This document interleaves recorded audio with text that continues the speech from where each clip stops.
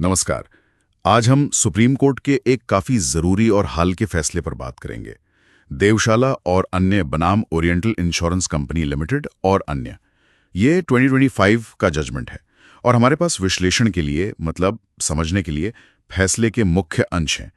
कोशिश रहेगी कि इसे इस तरह से समझें कि जो प्रैक्टिसिंग एडवोकेट्स हैं उनके लिए कर्मचारी मुआवजा अधिनियम यानी ईसी एक्ट के तहत ये जो आने जाने के दौरान दुर्घटनाएं होती हैं उससे जुड़े पॉइंट्स साफ हो जाएं। क्या तर्क थे, कोर्ट ने क्या देखा और आगे इसका क्या असर होगा। बिल्कुल। तो चलिए शुरू करते हैं। मामला शाहू संपतराव जाधव का है। वो एक चीनी फैक्ट्री में चौकीदार थे जी। 22 अप्रैल 2003 को सुबह 3 बजे की ड्यूटी थी उनकी। उसके लिए वो जा रहे थे और फैक्ट्री से कोई 5 किलोमीटर पहले ही उनकी मोटरसाइकिल का एक्सीडेंट हो गया और दुखद है, उनकी मृत्यु हो गई। तो उनके परिवार ने मुआवजे के लिए क्लेम डाला ईसी एक्ट के तहत। हाँ, डाला। लेकिन जो फैक्ट्री वाले थे, मतलब नियोक्ता और बीमा कंपनी, उन्होंने इसका विरोध किया। अच्छा, क्या कहा उन्होंने? उनका कहना था कि भाई एक्सीडेंट तो फैक्ट्री के बाहर हुआ है, तो ये रोजगार के दौरान या रोजगार की वजह से, मतलब arising out of and in the course of employment नहीं माना जा सकता। उनका तर्क था कि रोजगार तो फैक्ट्री गेट के अंदर शुरू होता है। जी बिल्कुल। यात्रा तो उनका अपना निजी मामला था। तो शुरू में कमिश्नर के लेवल पर क्या हुआ? कमिश्नर ने तो परिवार के हक में फैसला दिया। मुआवजा करीब 3,26,140 रुपए और ब्याज भी तय किया, जो बीमा कंपनी को जमा करने को कहा। ओके, लेकिन फिर मामला हाई कोर्ट गया। हाँ, बॉम्बे हाई कोर्ट, और वहाँ फैसला पलट गया। किस आधार पर? हाई कोर्ट ने एक पुराने case regional director ESI corporation बनाम फ्रांसिस डी कोस्टा 1996 का, उस पर भरोसा किया। फ्रांसिस डी कोस्टा, इसमें क्या था? उसमें कोर्ट ने कहा था कि अगर कर्मचारी काम पर जा रहा है और रास्ते में एक्सीडेंट हो जाए तो उसे रोजगार से जुड़ा नहीं मानेंगे। तो हाईकोर्ट ने उसी लाइन पर चलते हुए कहा कि यहाँ भी वैसा ही है। तो यहीं से फिर सुप्रीम कोर्ट के लिए बड़ा सवाल खड़ा हो गया। बिल्कुल। सुप्रीम कोर्ट के सामने मुख्य प्रश्न यही था कि क्या इस एक्सीडेंट को, जिससे जादवर जी की मृत्यु हुई, उसे कानून की नजर में रोजगार से उत्पन्न और रोजगार के दौरान माना जा सकता है या नहीं। तो सुप्रीम कोर्ट में क्या दलीलें दी गईं? परिवार की तरफ से क्या कहा गया? देखिए, परिवार के वकील ने ये तर्क दिया कि रोजगार और दुर्घटना के बीच एक सीधा संबंध है, मतलब कॉजल कनेक्शन है। उन्होंने नोशनल एक्सटेंशन का सिद्धांत भी उठाया। नोशनल एक्सटेंशन मतलब कि कुछ खास हालात में रोजगार का दायरा फैक्ट्री गेट के बाहर तक भी बढ़ाया जा सकता है। उन्होंने ये भी कहा कि ईएसआई एक्ट तो कर्मचारियों के भले के लिए बना कानून है, कल्याणकारी कानून है। और उन्होंने फ्रांसिस डी कोस्टा वाले पॉइंट का कुछ जवाब दिया। हाँ, उन्होंने कहा कि फ्रांसिस डी कोस्टा के बाद ईएसआई एक्ट में एक नई धारा 51E जुड़ चुकी है, जो खास तौर पर आने जाने के दौरान हुए एक्सीडेंट्स को कवर करती है। अच्छा, और बीमा कंपनी, वो तो फ्रांसिस डी कोस्टा पर ही अड़ी रही होगी। जी हाँ, बिल्कुल। उनका मुख्य आधार वही फ्रांसिस डी कोस्टा था।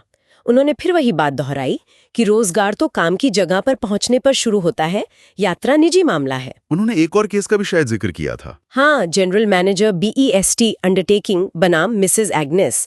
लेकिन उनका कहना था कि वो केस अलग है, क्योंकि उसमें BEST अपने ड्राइवर को आने जाने के लिए बस की सुविधा देती थी। यहाँ ऐसा कुछ नहीं था। तो ये काफी उलझा हुआ मामला बन गया। सुप्रीम कोर्ट ने इसे कैसे देखा? उनका विश्लेषण क्या रहा? सुप्रीम कोर्ट का विश्लेषण बहुत दिलचस्प है। कोर्ट ने सबसे पहले ESC एक्ट की धारा 3 और ESI एक्ट की धारा 28 दोनों में इस्तेमाल हुए एक ही जैसे शब्दों पर ध्यान दिया, arising out of and in the course of employment. उन्होंने माना कि हाँ, फ्रांसिस डी कोस्टा में कोर्ट ने यात्रा के दौरान हुई दुर्घटना को कवर नहीं किया था। लेकिन फिर वो ESI एक्ट की नई धारा 51E का क्या हुआ, जो 2010 में आई? हाँ, यहीं पर कोर्ट ने एक अहम मोड़ लिया। धारा 51E साफ कहती है कि अगर कर्मचारी काम पर आने या जाने के दौरान दुर्घटना का शिकार होता है तो उसे रोजगार के दौरान हुआ माना जाएगा। एक शर्त पर। हाँ, शर्त ये कि दुर्घटना के हालात, समय, जगह और रोजगार के बीच एक स्पष्ट कनेक्शन, एक नेक्सस होना चाहिए।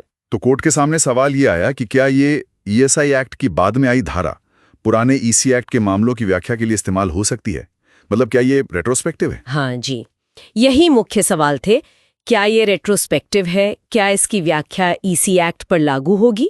और क्या इस केस के तथ्यों में वो नेक्सस वाली शर्त पूरी होती है? कोर्ट ने क्या माना? कोर्ट ने पहले तो दोनों कानूनों के कल्याणकारी यानी वेलफेयर नेचर पर जोर दिया, जैसे बॉम्बे आनंद भवन रेस्टोरेंट जया बिस्वाल केस में कहा गया है। ओके। फिर कोर्ट इस नतीजे पर पहुंची कि ये जो धारा 51E है, ये असल में कानून को स्पष्ट करने वाली है, मतलब डिक्लेरेटरी या क्लैरिफिकेटरी नेचर की है। अच्छा, क्लैरिफाई करने वाली, जैसे पुदार के सीमेंट केस में था। हाँ, बिल्कुल।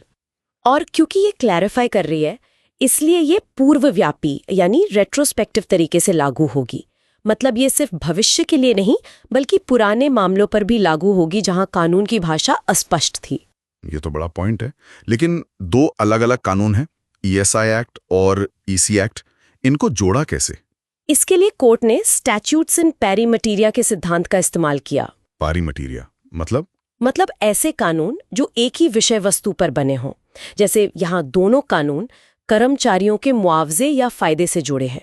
तो कोर्ट ने कहा कि जब दो कानून एक ही मुद्दे पर हों, तो एक में आई स्पष्टता को दूसरे की व्याख्या के लिए इस्तेमाल किया जा सकता है। यानी ईएसआई एक्ट की धारा 51E ने जो बात साफ की, उसे ईसी एक्ट की धारा 3 के उसी जैसे शब्दों को समझने के लिए इस्तेमाल कर सकते हैं। बिल्कुल सही।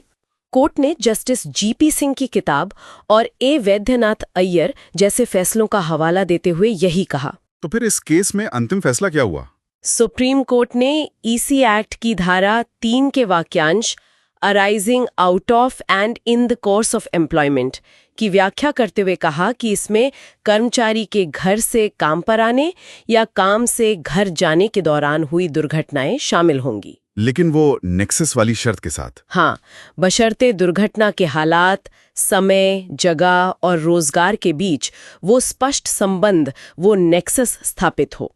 और इस मामले में जाधवर जी के केस में कोर्ट ने देखा कि वो चौकीदार थे, सुबह 3 बजे की ड्यूटी थी, मतलब असामान्य समय था, वो काम पर ही जा रहे थे जब एक्सीडेंट हुआ।